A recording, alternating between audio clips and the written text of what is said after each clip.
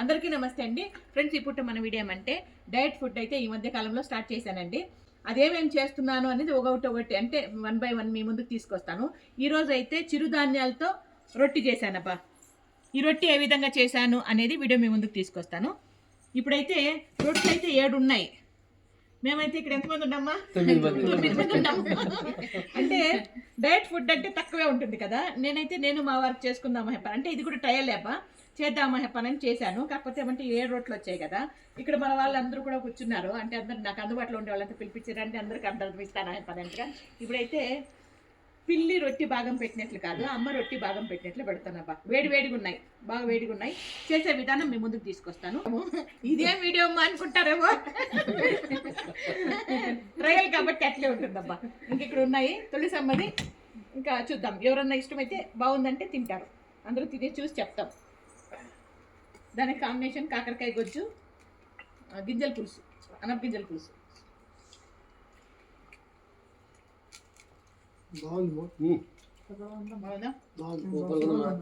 Super, excellent, కమ్మగా ఉంది.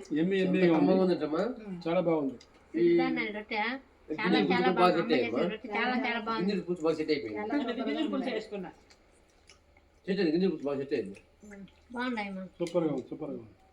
చట్నీ చేసుకుంటే కూడా సూపర్ గా ఉంది.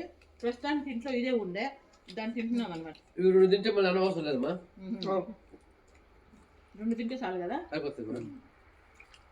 నోటి కమ్మగా ఉండదు మా, ఎందుకంటే విటమిన్స్ దండిగా ఉంటాయి కాబట్టి 2 తింటే సరిపోతుంది. మా చుట్టూ కూర్చున్న వాళ్ళు అందరూ అప్పటికే భోజనం చేశారు. కాకపోతే సరదాగా మాతో పాటు కూర్చోబెట్టుకున్నాను. ఇంకా రొట్టె ఏ విధంగా చేశాను అనేది చూసేద్దామా.